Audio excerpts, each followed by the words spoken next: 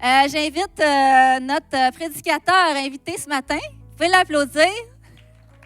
Il n'y a plus vraiment besoin de présentation. Je pense que ça fait une couple de fois qu'il vient. David? Oui, je ne sais pas ça fait combien de fois, mais en tout cas, une couple. Oui, une couple, hein? Ouais. Bon, ben, on est content de t'avoir ce matin. Braver le parc avec Julie, son épouse. Donc, merci d'être là. On sait qu'on va être bénis, mais merci de venir partager ce que Jésus a déposé sur ton cœur. On parle de Jésus ce matin, vous êtes d'accord? Ah oui. L'existence de Jésus. J'ai hâte d'entendre ça. Oui, Donc, moi aussi. Je te laisse la place. Merci, C'est David. bon, merci à toi, Stéphanie. Merci pour votre accueil. C'est vraiment un plaisir pour vrai là, de venir vous voir. Puis c'était pas si pire que ça. Pour vrai, le parc, en fait, c'était vraiment beau. Là. Il y avait, c'est un cliché hein, quand on dit ça, le parc était beau, là, semblerait. Mais on voyait la neige qui était tombée. Ça, en tout cas, je ne sais pas si on est prêt à dire que c'est beau, là, mais c'était vraiment beau pour vrai, là, tout le paysage. Puis on était content de venir vous visiter. Je veux, juste avant de commencer, d'embarquer dans la thématique là, de votre série que vous avez commencée sur l'existence de Jésus, je veux juste relever le fait que pour moi, c'est un plaisir de venir, mais de revenir aussi, parce que ce que je vois d'une fois à l'autre, c'est de voir votre persévérance, votre engagement à être l'Église. Et puis, un des ministères dans lequel je m'implique, évidemment, je suis pasteur de l'Église 180 à Québec, mais un autre ministère dans lequel je m'implique, c'est dans l'implantation d'églises. Et je m'implique dans un ministère qui fait la formation d'implanteurs d'églises.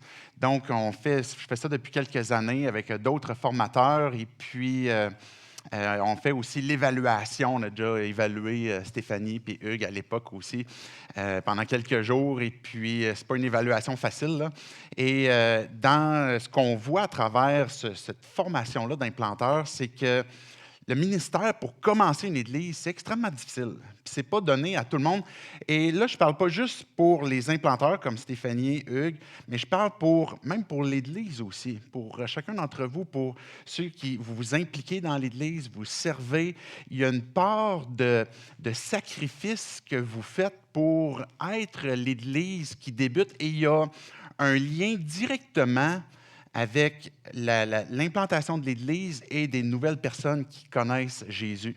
C'est extrêmement important que dans une ville, il y ait des nouvelles églises. Le ratio même d'églises par rapport à la population a un impact direct sur la façon que les gens vont être rejoints par l'Évangile. Et donc, votre ministère est extrêmement important. Mais comme la Bible a dit, celui qui sème, il sème des fois avec larmes. Celui qui récolte, il récolte avec joie. Les deux, on partage la joie. Mais le ministère d'implantation est souvent lié à justement une part de sacrifice, une part de persévérance, puis de dire, ben, on a de la misère des fois à voir qu'est-ce qui s'en vient, c'est quoi qui est devant notre prochaine année, c'est quoi qui...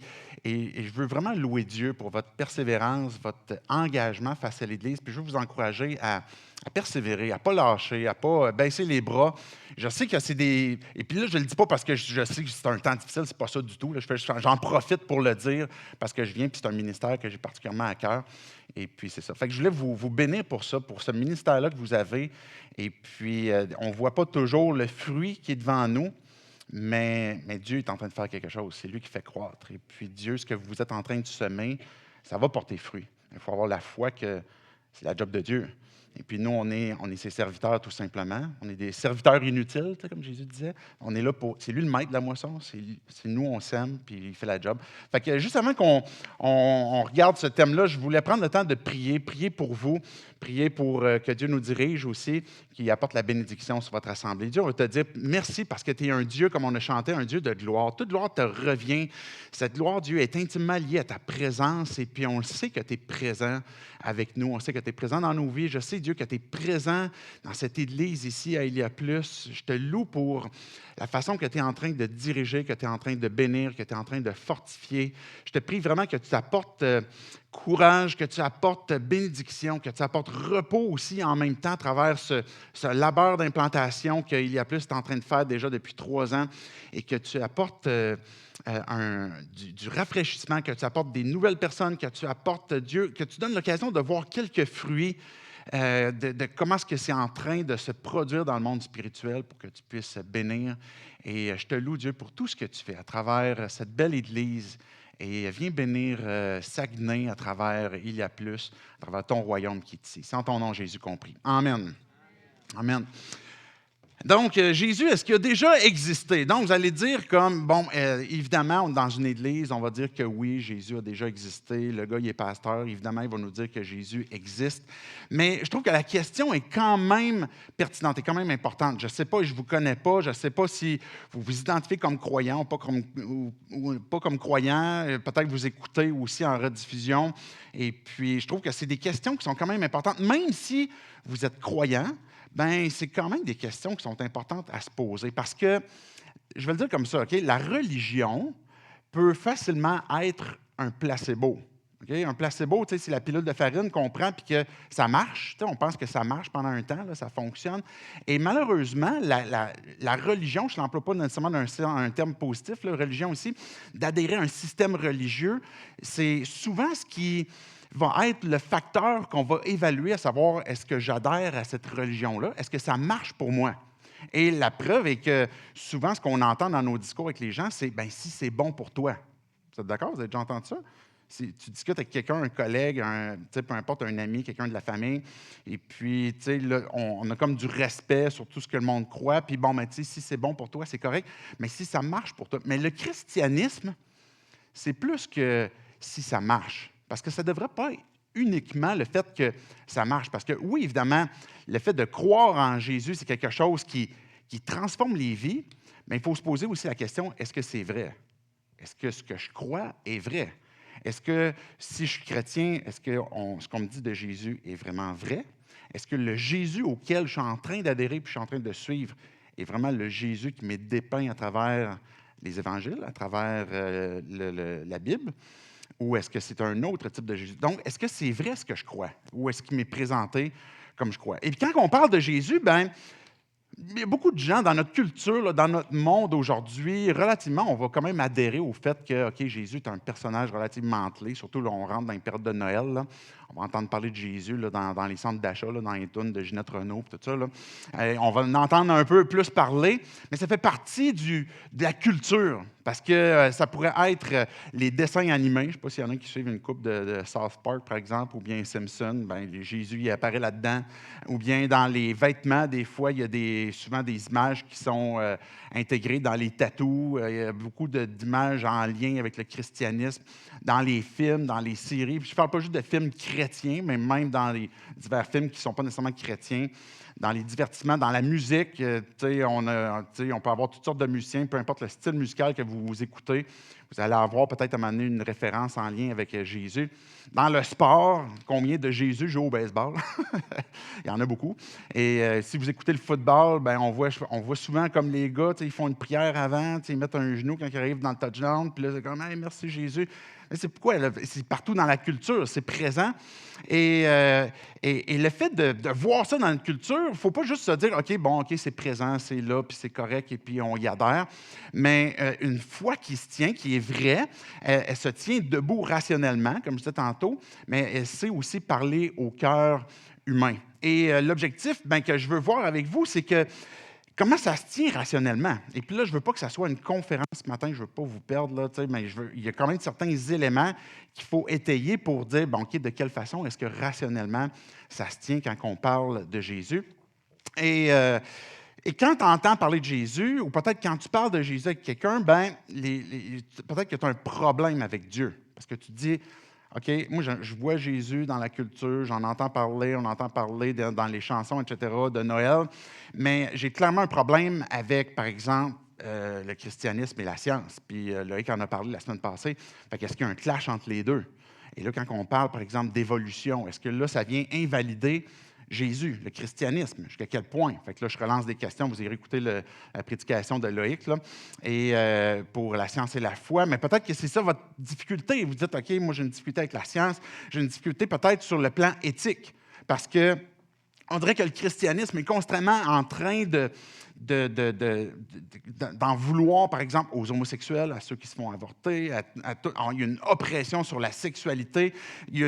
On dirait que le christianisme va s'immiscer beaucoup trop dans la vie personnelle des gens. Peut-être que tu as un problème avec Dieu à cause de la morale du christianisme, parce que tu dis, clairement, il y a des chefs religieux chrétiens qui sont hypocrites. Est-ce que le christianisme est hypocrite avec, comme on veut bien paraître, on veut bien faire les choses, mais dans le fond, par en arrière, on abuse des gens, on trompe, puis on fait du mal, puis on domine. Et puis, peut-être que c'est là la problématique. Et puis, peut-être que la problématique est avec la logique, justement, avec le fait que, le sens, le fait qu'on croit à un Jésus qui date de là 2000 ans, puis est-ce qu'on croit à sa résurrection? Pourquoi est-ce qu'on croirait à sa résurrection? C'est un événement qui s'est passé à là 2000 ans. Il n'y a personne qui l'a vu sur Internet, là, cette résurrection-là. Pourquoi qu'on y croit? Fait que, je vous laisse répondre. Non. Vous êtes toujours là? OK, parfait. Je ne vous vois pas beaucoup, hein, fait que vous pouvez réagir, c'est correct. Okay? Fait que c'est ça, je prends le temps de mettre la table pour qu'on puisse bien comprendre vers où est-ce qu'on s'en va, le vrai Jésus. Et est-ce qu'on croit à ce vrai Jésus-là qui nous est donné ou à un Jésus qui est inventé, puis de quelle façon est-ce qu'on deal avec les différents problèmes qu'on peut avoir avec ce qui nous est présenté de Jésus? Qui est Jésus de Nazareth? Est-ce que c'est un fait historique ou est-ce qu'on doit avoir une foi aveugle? Et si je décide de croire en Jésus, est-ce que je dois faire un suicide intellectuel? C'est comme, OK, je crois en Jésus, maintenant, il faut que j'arrête de penser. Il faut que j'arrête d'être intelligent par rapport à cette chose-là, parce que je comprends que là, c'est la religion, puis il ne faut plus que ça fasse de sens. Ben non, évidemment. Jésus a posé à un moment donné une question, puis c'est la question qu'on se pose ce matin, et puis qu'on va ramener aussi à la fin. Cette question-là que Jésus a demandé dans Matthieu 16, 15, Jésus leur dit, « Et vous, qui dites-vous que je suis? » Intéressant, parce que Jésus n'avait pas peur de cette question-là. Okay, il y a des gens qui disent c'était Jean-Baptiste qui est revenu, Élie qui était un bon prophète, etc. OK, vous dites quoi? Et là, Pierre, c'est à la suite de ça que Pierre a dit, OK, tu es le Messie, tu es le Christ, le Fils du Dieu vivant. Puis là, Jésus a dit, OK, mais ça, c'est parce que Dieu te l'a révélé. Mais il y avait une démarche, on imagine, dans le cœur à Pierre qui l'a conduit jusque-là. Et la question qu'on se pose encore et qu'on doit encore se poser aujourd'hui, et même quand on partage notre foi, c'est, OK, Jésus, on dit quoi de lui? C'est quoi qu'on croit en lien avec Jésus? Et la vraie question, ce n'est pas est-ce que je crois à la religion, mais plutôt qu'est-ce que je fais réellement avec le Jésus qui m'est présenté dans les Écritures. Fait que pour répondre à cette question-là, dans le fond, c'est quoi qu'est-ce qu'on dit de Jésus? On va se poser 5 questions. OK? Là, ça ne va pas passer toute la journée. Je vais essayer de faire ça quand même assez rapidement. Puis, il va y avoir une certaine, comment je dirais, peut-être insatisfaction à ne pas pouvoir aller au fond de chacune de ces questions-là. Mais je dirais peut-être que ça va servir pour teaser un peu, peut-être pour aller plus loin. Je pense que c'est surtout ça le but aussi de la série, c'est que ça emmène à avoir soif un petit peu plus loin vers où est-ce qu'on peut aller. Puis les 5 questions qu'on voit, dans le fond, quelles sont les preuves de son existence? Quelles sont les paroles, ses paroles et ses actes de Jésus? Pourquoi est-ce que la résurrection est si importante? Comment répondre aux affirmations sur sa divinité, puis quel est son impact jusqu'à aujourd'hui. Fait que les 2 premières questions sont un petit peu plus techniques, parce qu'on veut répondre à c'est quoi les preuves de son existence et ses paroles. Puis la troisième, je veux vraiment placer comme le pivot sur, OK, pourquoi est-ce qu'on croirait à la divinité de Jésus? Parce que c'est pas tout de dire, OK, je crois à Jésus, que c'est un personnage historique, Jésus de Nazareth. Mais il y a un autre step pour dire, OK, est-ce que je crois à sa divinité? Vous me suivez? OK. Commençons avec la première question. C'est quoi les preuves de son existence? Avant de parler de foi, on a besoin de parler peut-être un peu d'histoire. Qu'est-ce qu'on sait réellement sur Jésus?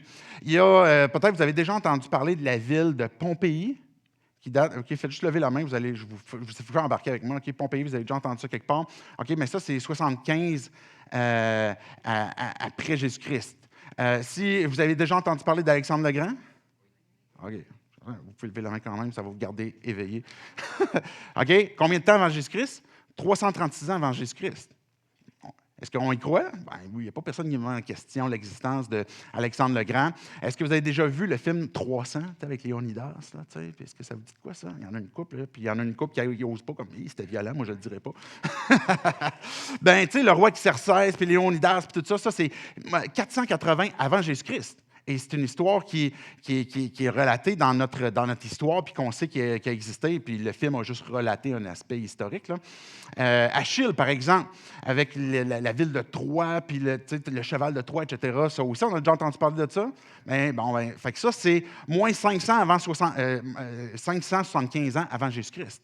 Fait que vous avez déjà entendu peut-être de Toutankhamon. Tu sais, le pharaon immensément riche, là.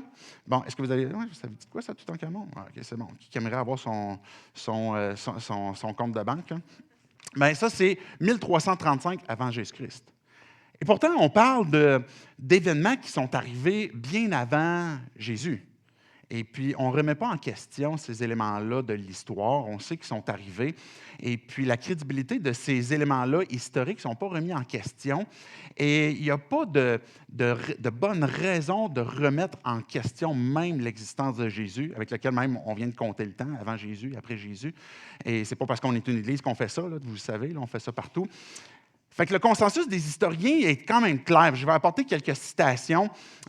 Commençons par Bart Ehrman, c'est pas Bart Simpson, qui est un historien agnostique, critique du Nouveau Testament. Il affirme « Je ne pense pas qu'il n'existe un seul historien sérieux qui doute de l'existence de Jésus. Nous avons plus de preuves pour Jésus que nous en avons pour presque n'importe quel autre personnage de son époque. » Le gars, il est agnostique, il n'est pas chrétien, et puis c'est un historien, et puis il dit, il n'y a pas personne de sérieux qui dit que Jésus n'a pas existé.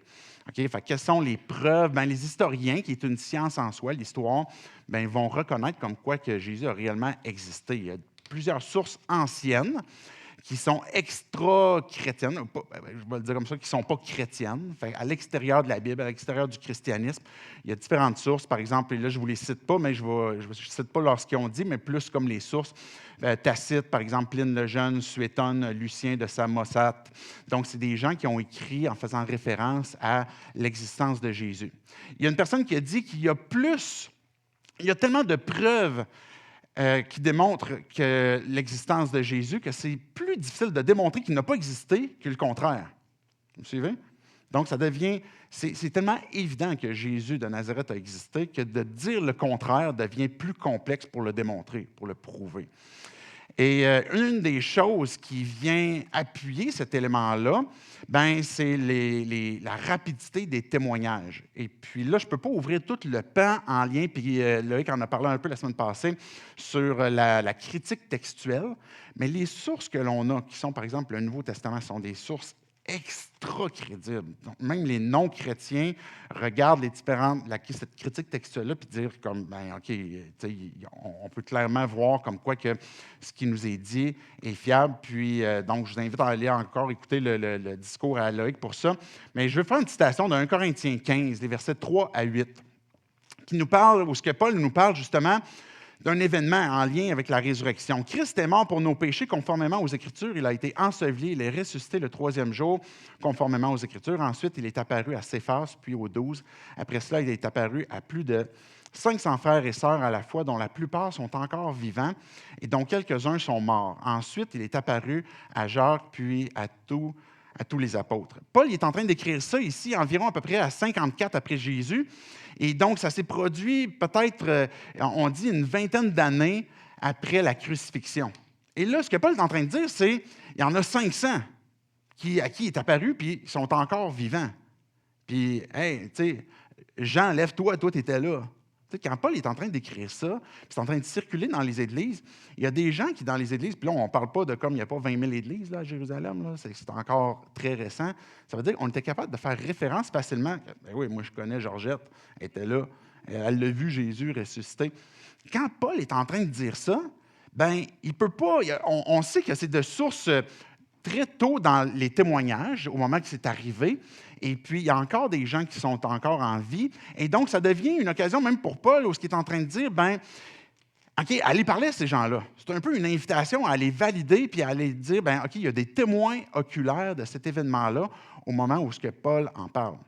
Fait que peut-être que dans, je ne sais pas, mettons, dans 15 ans, on va dire comme, hey, vous souvenez-vous de la pandémie? Je ne veux pas rappeler de mauvais souvenirs, là. Okay? Mais vous souvenez-vous de la pandémie? Il y en a encore 500 qui sont vivants parmi nous. Il y en a plus que 500. C'est très facile de démontrer. Là. Même si on est dans 20 ans après les événements, on va dire, ben oui, moi j'étais là, je m'en souviens assez bien, c'était assez marquant dans ma vie. C'est un peu ça que Paul est en train de dire. Donc, les preuves, quelles sont les preuves historiques? Je ne vais pas passer trop de temps parce que c'est la question la plus facile. Que même les non-croyants vont dire comme, oui, Jésus a existé, Jésus de Nazareth a existé. Il n'y a pas personne qui remet ça en question. C'est évident. Maintenant, qu'est-ce que Jésus a dit de lui-même? Peut-être que vous allez jaser avec des gens et puis ils vont dire, ouais, mais Jésus, est-ce qu'il a réellement dit qui était Dieu? Qu'est-ce qu'il a fait? Est-ce que réellement, y a-t-il une phrase à un moment donné qui dit « Je suis Dieu ». Bien, non, il n'y a pas ces trois mots-là d'affilée. Maintenant, comment est-ce qu'on peut comprendre ce que Jésus a dit de lui-même? Jésus n'était pas simplement un bon professeur de morale. Okay? Ses paroles, ses actes étaient beaucoup plus percutants que ça. Je vais juste apporter quelques citations brièvement, là, où on peut aller, comme j'ai juste apporté des bouts de phrases que Jésus a dit. Avant qu'Abraham fût, je suis. Okay? À l'époque, au 1er siècle, les Juifs, les personnes qui disent le nom de Dieu. Okay? Puis le nom de Dieu, c'est « je suis ». Et puis, ce n'est pas par hasard que tout l'Évangile de Jean, qui est beaucoup plus qu'une biographie, puis qui est plutôt comme un argument que Jean utilise pour démontrer « voici, Jésus est Dieu », mais qu'à 7 reprises, il va y avoir des miracles que Jean a relevés. Il a fait beaucoup plus que 7 miracles, Jésus, mais où Jésus a dit « je suis le pain de vie, je suis ». Et là, avant qu'Abraham fût, « je suis ». Jésus avait-il des problèmes de conjugaison? C'est pas ça le problème.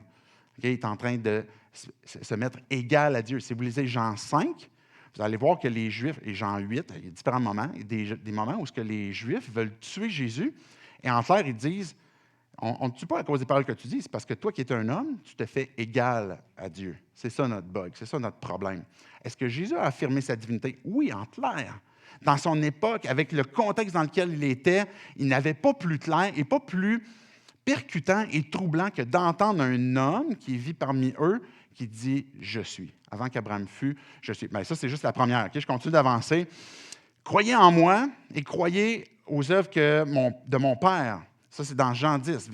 Par exemple, dans Marc, il va dire « tes péchés te sont pardonnés ». Okay? C'est qui a l'audace de dire « je te pardonne tes péchés ».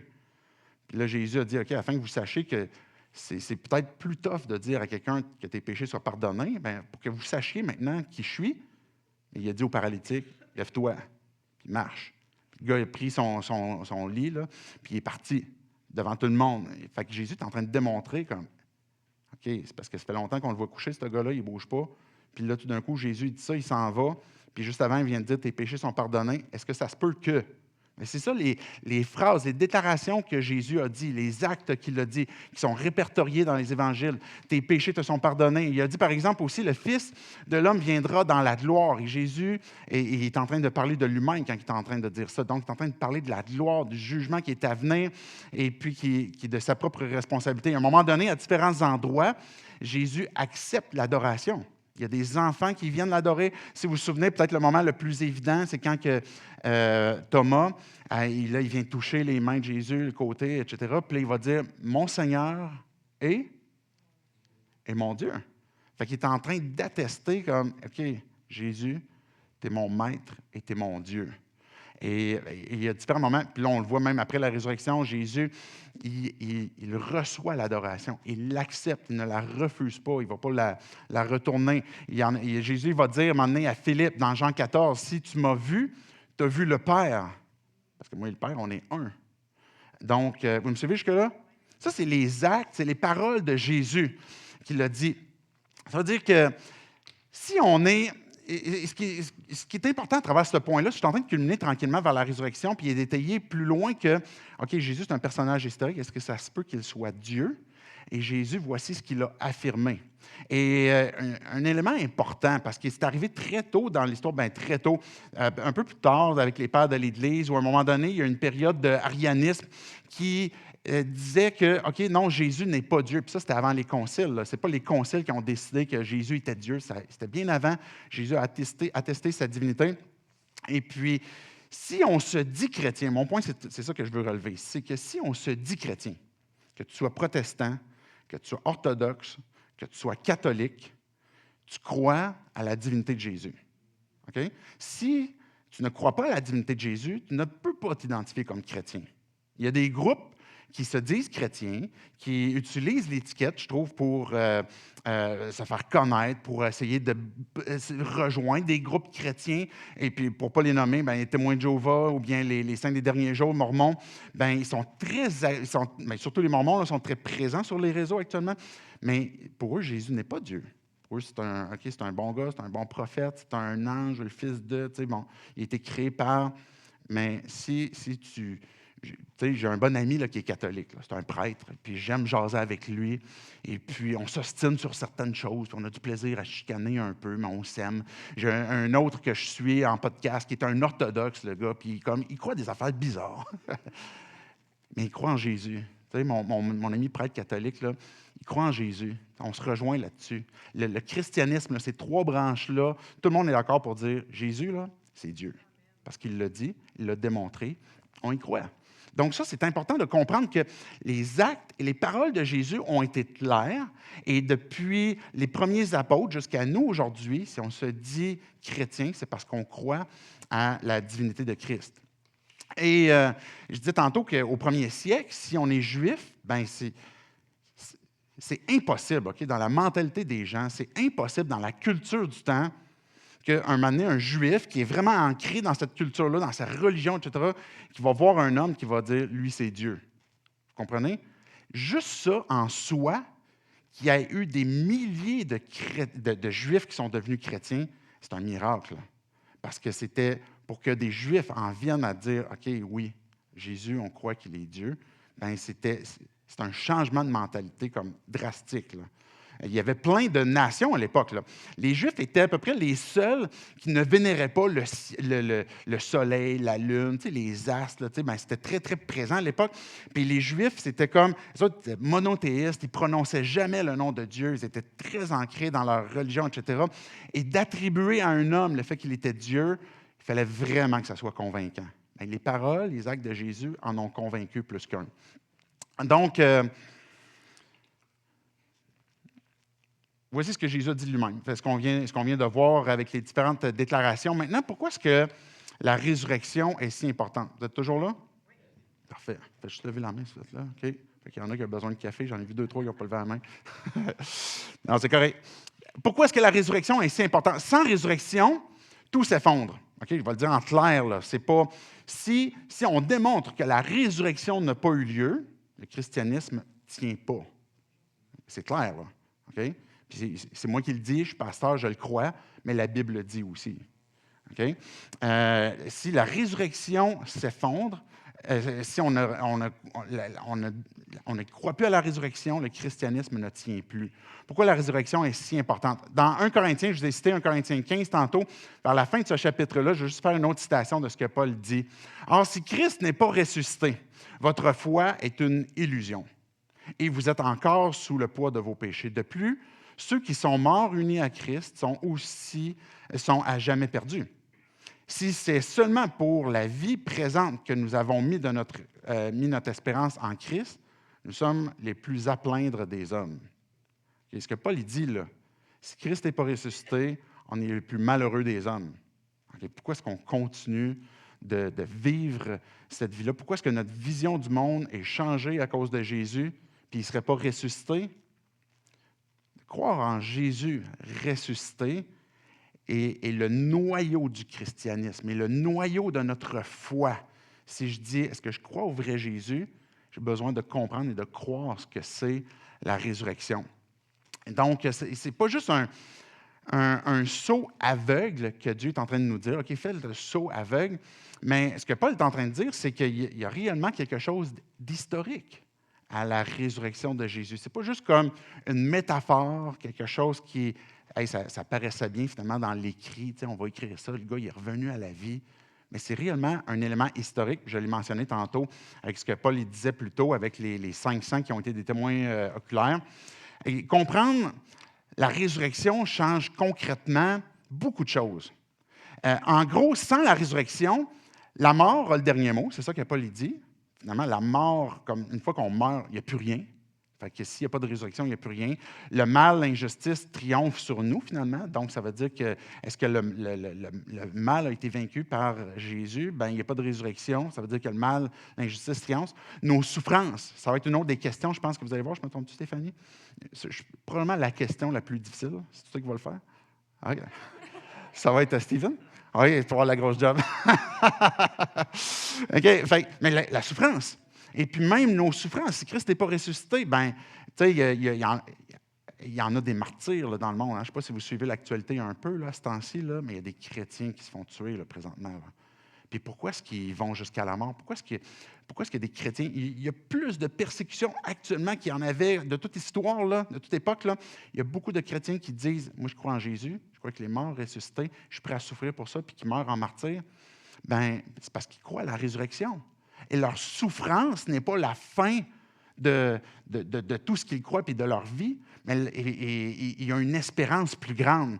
Parce que la résurrection va apporter une victoire sur la mort, elle va apporter aussi un dernier mot sur le mal, elle va apporter une transformation de nos souffrances et même une transformation possible de nos vies à cause de la résurrection, à cause de la vie de Christ en nous. J'ai été crucifié avec Christ et si je vis, c'est plus moi qui vis, c'est qui?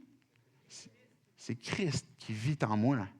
Maintenant, je vis par la foi. Il y a une transformation qui est possible parce que Christ est mort et ressuscité et maintenant, il vit en moi. Fait que la résurrection vient attester la divinité. Fait que cette question-là qu'on est en train de voir, c'est pour comprendre comme quoi que le personnage, Jésus de Nazareth, il est réellement venu. Maintenant, est-ce qu'on peut croire à sa résurrection? Ça va être la question suivante qu'on va voir, mais la résurrection vient réellement attester sa divinité et le pouvoir de donner. Jésus disait, j'ai le pouvoir de donner ma vie.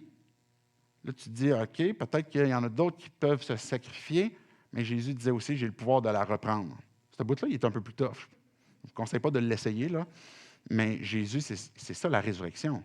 Il a démontré sa puissance, son autorité, sa domination sur la mort, sur le péché, sur le mal, en reprenant sa vie, parce que c'est la puissance que le Père lui avait donnée. Et maintenant, est-ce que c'est réellement arrivé? Et là, c'est peut-être là la question que tu te dis, OK, je suis prêt à croire que c'est le cœur du christianisme. Maintenant, est-ce que c'est réellement arrivé? Bien, la prochaine question, c'est comment répondre aux critiques sur sa divinité. Parce que ça se peut que c'est une des questions que tu te poses, à savoir, bon, OK, on pourrait dire qu'il y a 5 réponses à la divinité sur cette question-là qu'on pourrait regrouper. Par exemple, ce qui nous est dit de Jésus sur sa divinité, c'est une légende. On pourrait dire c'est parce que, en fait, moi, ce que je crois sur Jésus, c'est que c'est un bon enseignant, ou c'est un menteur, ou c'est un fou, ou finalement, il est Seigneur. Donc, c'est parmi les 5 affirmations qu'on pourrait dire sur la divinité de Jésus. Puis face à ces affirmations-là de Jésus sur lui-même, bien, on a ces options-là qui sont possibles. Et la première option, je veux surtout voir la première, la deuxième. En tout cas, vous allez me suivre, OK? Ça marche? Vous allez comprendre. Première option, parce que c'est une de celles qui peut ressortir le plus souvent, c'est, OK, ce qui nous est dit de Jésus, c'est des textes légendaires. En fait, l'histoire sur Jésus sont comme les mythes grecs à l'époque de l'Antiquité, puis qui se sont développés avec le temps. Maintenant, pourquoi la thèse du mythe ne tient pas? Pourquoi ça ne peut pas être possible? Bien, une première raison, en fait, il y a 3 raisons pourquoi la thèse du mythe ne peut pas tenir. Okay? Je ne veux pas être trop technique puis cérébral, là, mais suivez-moi. Okay? C'est quand même des éléments qui sont importants pour qu'on sache mais pourquoi est-ce que cette histoire-là, c'est une vraie histoire historique versus c'est pas quelque chose de mythique. Bien, première des raisons, c'est parce que c'est arrivé tôt dans le temps. Puis je l'ai mentionné tantôt avec Paul qui va citer, par exemple, des témoins oculaires. Les histoires mythiques, qui est typiquement un mythe, parce qu'il y en a eu des mythes qui ont été écrits, là, puis qui nous ont été laissés à travers l'histoire. Mais ça a un style littéraire particulier. Vous me suivez? Alors, on n'est pas dans le Marvel et tout ça, là, parce que le Marvel, on devient comme c'est un autre type légendaire, là, vous me suivez? Mais à l'époque de l'Antiquité, les mythes qui nous ont été donnés, ça a un style littéraire particulier. Pourquoi ce style littéraire-là ne correspond pas à celui des évangiles, de ce qui nous est dit de Jésus? Bien, c'est parce que, justement, les textes de Jésus ont été écrits très tôt après les événements. Donc, on peut facilement relater, justement, avec OK, il y a encore des témoins oculaires, il y a encore des gens qui sont présents. Les textes sont écrits comme 75 ans, 100 ans maximum, comme après, qui ont été écrits. Je disais tantôt, les premiers textes de Paul, comme par exemple 20 ans après les faits, bien, les légendes, c'est beaucoup plus tard. Donc, il se passe à travers le temps, c'est beaucoup plus tard après les événements. Donc, ce style littéraire-là, de mythe, c'est des textes qui sont écrits beaucoup plus tard que des événements qui sont arrivés, comparativement à ceux de Jésus. Une deuxième raison pourquoi on pourrait dire que ce n'est pas des textes mythiques, c'est parce que les textes des évangiles ne sont pas favorables aux auteurs. Okay? Ce que je veux dire par là, c'est que, par exemple, il y a un style littéraire. Par exemple, je vais donner différents exemples. Okay? Je ne veux pas froisser personne. Mais le fait que ce soit des femmes qui rapportent la résurrection, ce n'était pas en faveur de ceux qui avaient écrit ces textes-là. Okay, humainement, on réfléchit. Puis encore là, comme je disais, je ne veux pas froisser personne, mais on se place à l'époque, de quelle façon qu'est-ce qu'ils pouvaient réfléchir, etc. On écrit un texte mythique, puis on dit comme, OK, là, Jésus ressuscite. C'est qui rapporte la parole? C'est qui va rapporter cet événement-là? Hey, ça pourrait être tel chef religieux, ça pourrait être tel gars qui est comme important. On va utiliser un personnage qui est glorieux, puis qui est hot, et puis qui est reconnu. Vous me suivez? Mais moi, j'imagine Dieu, au ciel, dans l'éternité passée. Puis il est en train de réfléchir avec Jésus puis le Saint-Esprit. Là, tu sais, quand Jésus sur terre, il ressuscite, c'est qui rapporte la nouvelle? Puis là, eux autres, ils vont par élimination, on fait des réflexions humaines. Non? Puis là, maintenant, le Saint-Esprit dit, « Hey, j'ai une bonne idée. Vous ne pensez pas comme moi? Pensez-vous à la même chose que moi? » Puis là, le Père, puis Jésus, puis comme, « Oui, c'est excellente idée. Marie-Madeleine, celle qui avait des démons au début de l'histoire, une femme qui humainement n'avait aucune crédibilité, qui a suivi Jésus. Mais Marie qui va venir rapporter les paroles de Jésus, les textes qui nous parlent de l'événement, par exemple, comment est-ce qu'on va répandre l'Évangile, on n'aurait pas écrit ça humainement dans un texte mythique de dire comme, OK, ça va être une femme, puis qui n'est pas glorieuse.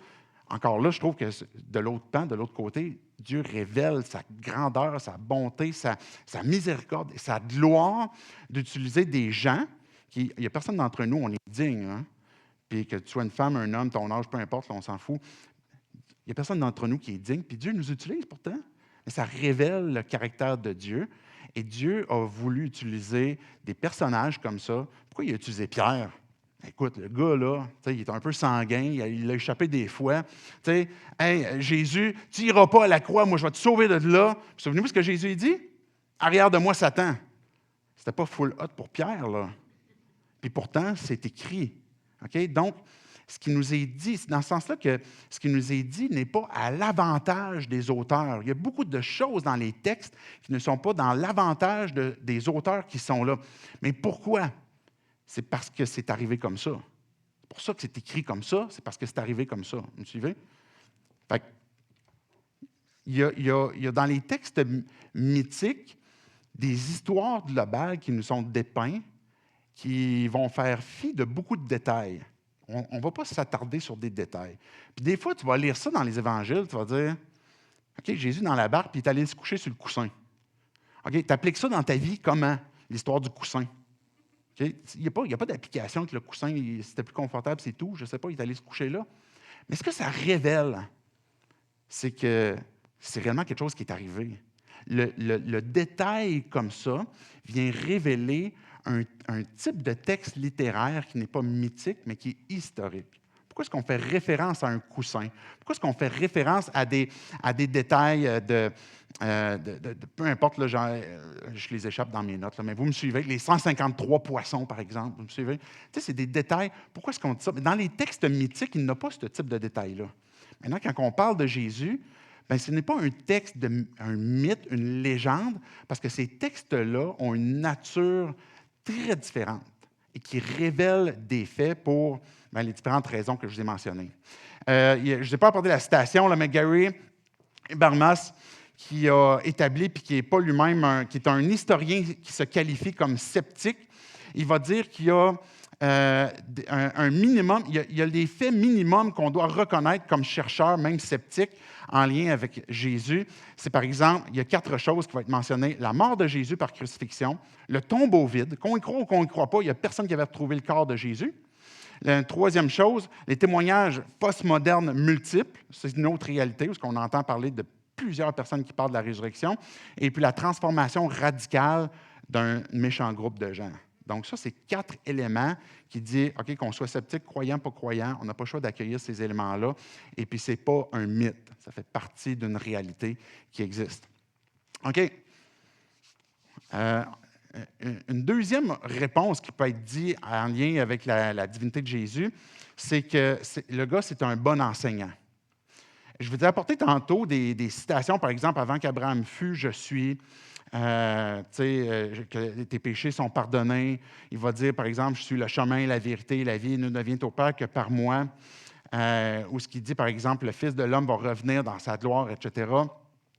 Je ne sais pas si vous avez déjà eu un enseignant comme ça au cégep, ou à l'université, ou au secondaire, peu importe.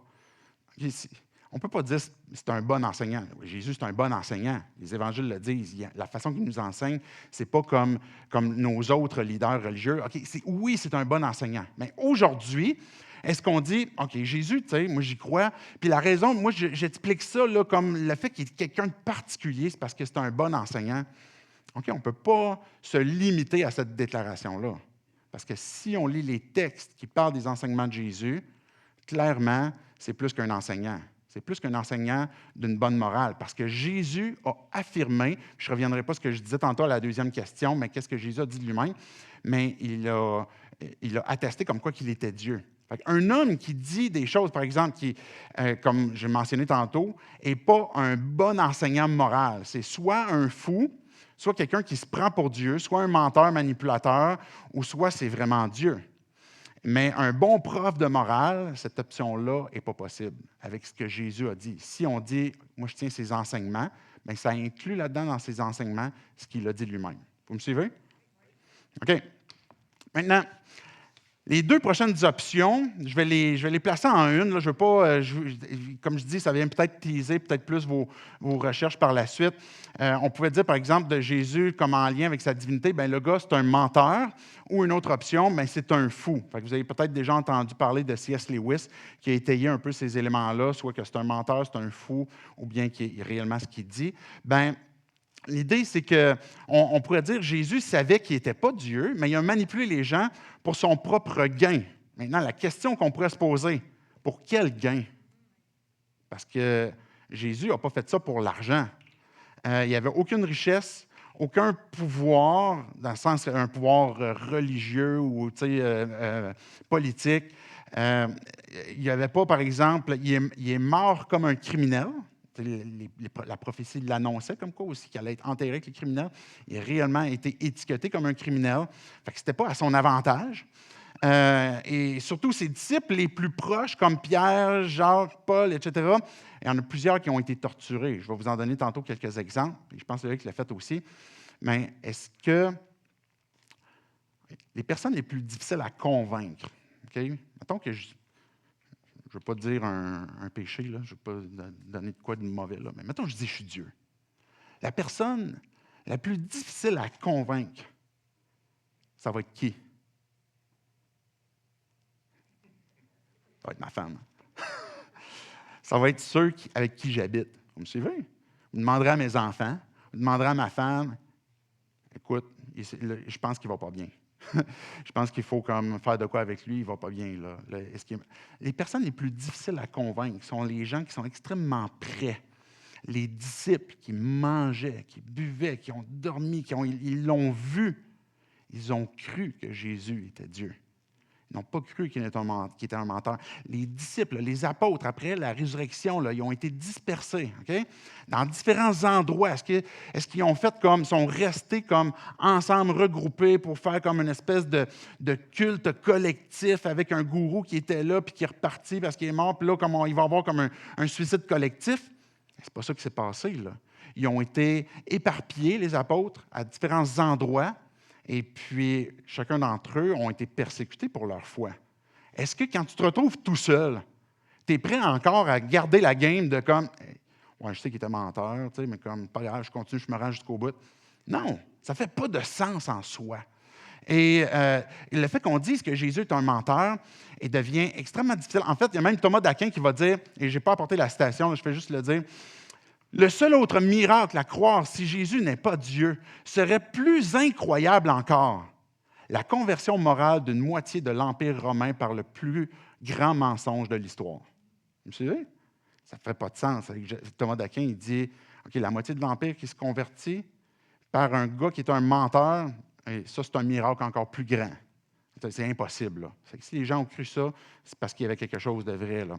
Ou c'est un fou, on pourrait dire, par exemple, bien, Jésus croyait sincèrement qu'il était Dieu, mais il était délirant. Bien, la réalité, c'est que je vous ai parlé tantôt de Jésus, jusqu'à quel point on a encore l'impact de Jésus, il est encore présent dans notre culture. Et les fous qui ont des discours délirants peuvent peut-être regrouper, peut-être convaincre certaines personnes, mais ça ne se rend pas pendant des centaines d'années, pendant des siècles, pendant une couple de millénaires, jusqu'à aujourd'hui, où on parle encore de Jésus, puis de quelle façon est-ce que, même non-croyant, OK, le sermon sur la montagne est le plus grand des sermons. Donc, il va être étudié dans plusieurs contextes pour de quelle façon Jésus a livré le sermon sur la montagne. Ce n'est pas un discours de fou, là. Okay? C'est un discours d'un homme qui est sage, mais qui est plus qu'un homme aussi. Maintenant, est-ce qu'il est Seigneur? Et c'est là qu'on arrive au point, OK, est-ce que je crois au Jésus de Nazareth? Je crois à la résurrection. Est-ce que je suis prêt à croire qu'il est Dieu? Autrement dit, il est Seigneur. Parce que ça peut être la réponse, comme quoi qu'on voit de la divinité de Jésus, c'est la réponse qu'on pourrait avoir. Et la plupart d'entre nous, si on est là, si on continue de lire, de croire, etc., c'est parce qu'on croit qu'il est Seigneur. Ça n'empêche pas que des fois, on peut avoir du doute. Peut-être que tu es là et tu ne crois pas ça. Je veux simplement apporter quelques citations, 3 citations, puis après ça, avoir celle de Pierre. Napoléon Bonaparte. Okay? Napoléon, il disait « Je connais les hommes et je vous dis que Jésus-Christ n'est pas un simple homme. » C'est intéressant, hein, venant de la part d'un homme qu'on dit « OK, lui non plus, ce n'était pas un simple homme. » Mais lui-même, il dit « OK, il n'était pas un simple homme. » Regardez, Jaroslav Pélican, il va dire « Cela plaît ou non à ceux qui ne croient, Jésus-Christ est de loin le personnage le plus dominant de toute l'histoire occidentale. » Le gars, c'est un historien non-croyant. Il dit qu'il est le personnage le plus dominant. Kenneth Scott Latourette va dire « Au fur et à mesure que les siècles passent, la preuve s'accumule que, mesurée par son effet sur l'histoire, Jésus est la vie la plus influente jamais vécue sur cette planète. » Ça, c'est un historien séculier qui le dit. Donc, ça nous ramène, je parlais tantôt des preuves historiques, mais je ramène ça ici pour dire comme quoi que Jésus est un personnage hors norme. Il a dit qu'il était Dieu. On a parlé de sa résurrection. Est-ce que c'était des textes qui étaient mythiques, etc.? Pierre, il va dire, dans 2 Pierre 1,16, « Ce n'est pas en effet en suivant des fables habilement conçues que nous vous avons fait connaître la puissance de l'avènement de notre Seigneur Jésus-Christ, mais c'est comme ayant vu sa majesté de nos propres yeux. » Pierre, il dit, « Moi, j'ai été témoin de ça. Je l'ai vu. » Le gars, là, c'est un pêcheur, OK? Quand il dit, c'était pas par des fables habilement conçues, je suis sûr que ceux qui connaissaient Pierre disaient, oh, on sait, Pierre, il ne fait pas des fables habilement conçues. Le gars, comme, il parle, puis c'est clair, il va direct au but. Bien, Pierre, il dit, on l'a vu de nos yeux. Jean, il va dire, il va commencer son évangile, on l'a vu, la gloire s'est manifestée, on a vu Jésus. Aujourd'hui, on se retrouve avec des nationales géographiques, avec les Simpsons, avec toutes sortes de trucs qui vont parler de Jésus, à tort ou à raison, en vrai ou à tort. Mais on a ici, par Pierre, par Jean, par plusieurs textes qui nous ont été laissés, qui nous parlent de Jésus. Puis ces gars-là ont fait de Jésus leur Seigneur. Ils l'ont suivi, ils ont vécu pour lui. Ça a été le point culminant dans la vie de Pierre. Et pourquoi est-ce que l'existence de Jésus dérange tellement aujourd'hui? Et je présume qu'elle dérange là, parce que on va dire, est-ce qu'on remet en question l'existence de Jules César? Mais on disait tout le monde, oui, on sait qu'il existait, on ne remet pas ça en question. Mais pourquoi est-ce que, même si on sait qu'historiquement Jésus, même quand on parle de la résurrection, etc., c'est plus difficile à faire passer? La raison est quand même simple. C'est parce que si c'est vrai, que ça change dans nos vies. Si Jésus est Dieu, Emmanuel, ça veut dire Dieu parmi nous, qui est venu, qui nous a visités, qui a marché avec nous. Les enseignements qu'il a donnés, c'était pour révéler son Père. Et puis qu'il est mort pour le pardon de nos péchés, qu'il est ressuscité, qu'il est remonté au ciel, qu'il dit « Je suis avec vous tous les jours jusqu'à la fin du monde ». Ça a pas mal plus d'impact que Jules César. Qui est peut-être une salade César qui a le plus d'impact dans nos vies aujourd'hui. Non, c'est une blague, là. Mais vous me suivez? Et c'est là qu'on a besoin de faire la réflexion. Ça veut dire quoi maintenant? Puis qu'on se repose la question, qui dites-vous que je suis? Qu'est-ce que je suis prêt à affirmer? Qu'est-ce que je suis prêt à reconnaître que ça change dans ma vie?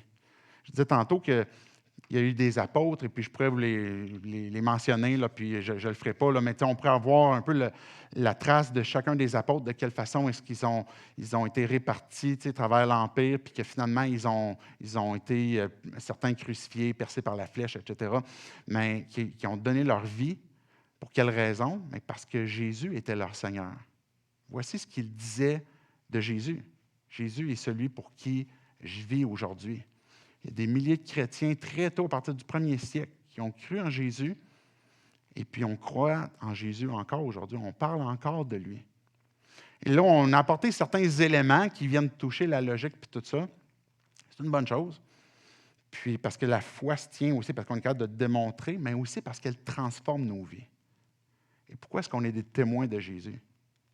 Parce que quand il rentre dans nos vies, quand notre vision du monde est changée à cause de ce qu'il vient transformer dans nos vies, on devient des témoins de la transformation qui se produit. Vous me suivez? Et Paul lui-même, à un moment donné, il disait pas juste « je sais c'est quoi que je crois ». Il dit « je sais en qui j'ai cru ». Parce que ma foi est basée sur une personne. Est-ce que je suis prêt à croire ça, que Jésus est Seigneur? Puis quel est son impact aujourd'hui? Je vais terminer là-dessus. Là. J'en avais encore peut-être pour 15 minutes là, sur son impact jusqu'à aujourd'hui. Là. Mais jusqu'à aujourd'hui, je vous donne un résumé. On aurait pu parler de l'éducation. Vous savez que l'école aujourd'hui là, est un legs de Jésus. Hein? Beaucoup de nos écoles, beaucoup de nos universités ont été fondées sur cette valeur comme quoi on veut transmettre l'enseignement. C'est quelque chose que Jésus a inculqué. Les hôpitaux, de pouvoir offrir les soins aux gens qui souffrent, est un élan du christianisme qui a été inculqué par Jésus. L'art a été impacté. Finalement, je suis en train d'en dire beaucoup trop, là, mais je vous résume encore. Là.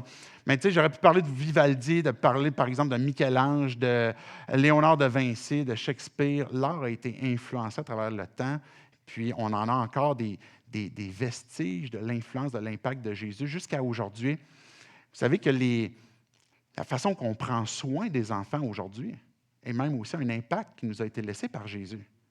Pas juste les orphelinats, puis qu'on veut prendre soin, puis l'adoption, etc. Mais Jésus était un de ceux qui étaient révolutionnaires, puis qui disait, laissez venir à moi les petits-enfants.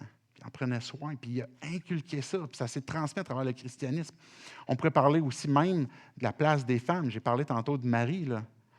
Jusqu'à aujourd'hui, Jésus était ce personnage dans l'histoire, mais qui est Dieu, qui est venu, puis qui a redonné la dignité aux enfants, comme aux femmes, comme aux pauvres, comme à ceux qui étaient exclus, peu importe qui on était, l'étranger, puis Dieu nous a redonné la dignité.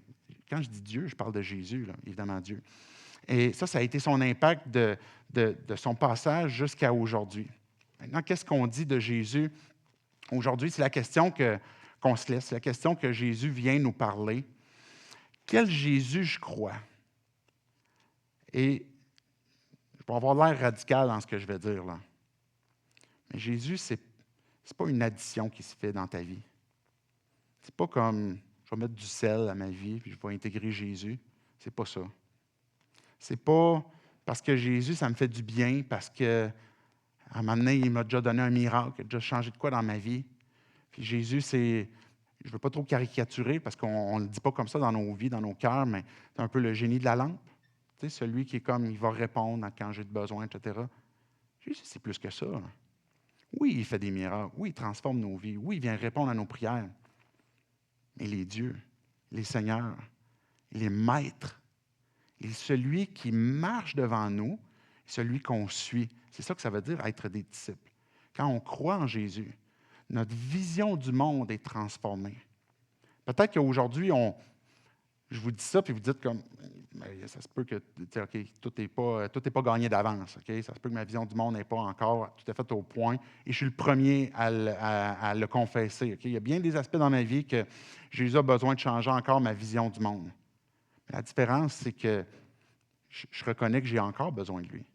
Jésus a été mon sauveur pour me faire passer des ténèbres à la lumière, mais Jésus est encore mon sauveur et mon Seigneur à chaque instant de ma vie. J'ai encore besoin de sa grâce, de son intervention à chaque instant. J'ai encore besoin que Jésus vienne transformer ma façon de voir mon prochain. J'ai besoin que Jésus vienne transformer encore ma façon d'entendre mon prochain, ma façon de prendre soin, ma façon d'être un témoin. Et la différence, c'est, Dieu, je veux que tu règnes dans ma vie. J'ai besoin que tu m'accompagnes. Puis l'Esprit de Christ qui vient en toi, qui vit en toi, fait ces transformations-là. Fais-le en aiguille. Puis il adresse une chose, puis il change notre vision tranquillement. Mais c'est plus qu'un additif, c'est plus qu'un peu de sel qu'on va ajouter. C'est plus qu'un code moral. C'est plus parce que ça vient satisfaire quelque chose. Vous me suivez? J'aimerais ça terminer par la prière. Je pense que le Ben peut s'avancer pour conclure. Et puis, je vais prier, puis après ça, on va avoir le dernier chant aussi pour répondre à Dieu. Dieu, je veux te dire merci parce que tu es un Dieu qui est grand, qui est puissant, qui est bon. Tu t'es révélé à travers Dieu, à travers ta parole, à travers de différents moyens, même des historiens qu'on a mentionnés qui ont parlé de toi. Ton passage, on ne peut pas faire semblant que tu n'es jamais venu, Jésus. On sait, on reconnaît, Dieu, que si on t'appartient, qu'on est tes disciples, que tu es le personnage central de toute l'histoire. Tu es le personnage central de la Bible. Tu es le personnage central de toute la création. Et Dieu, on veut t'adorer ce matin. On veut te louer. On a besoin de ta vie dans nos vies pour être transformés. On a été crucifiés avec toi, Jésus. On a encore besoin de toi. Puis on t'a fait confiance parce que c'est toi qui vis en nous. On a besoin que tu puisses changer continuellement cette vision que l'on a du monde et puis que ton royaume puisse progresser à travers nos vies, dans nos vies. Dieu, je te prie pour chacun d'entre nous qui n'avons jamais pris cette décision non plus de croire en toi. Et tu connais nos questions, tu connais là où on est bloqué. Peut-être c'est certaines choses qu'on a de la difficulté à croire ou peut-être à accepter le fait que tu es Dieu et que ça va avoir un impact dans nos vies. Ma prière, Dieu, pour chacun d'entre nous, c'est que tu puisses venir répondre à notre question, que tu puisses venir nous rassurer. Tu connais exactement c'est quoi qui nous bloque. Que tu puisses venir nous révéler qui tu es, répondre à cette question et que tu nous aides à pouvoir cheminer dans cette confiance qu'on peut avoir en toi. Dans ton nom, Jésus, compris ces choses. Amen.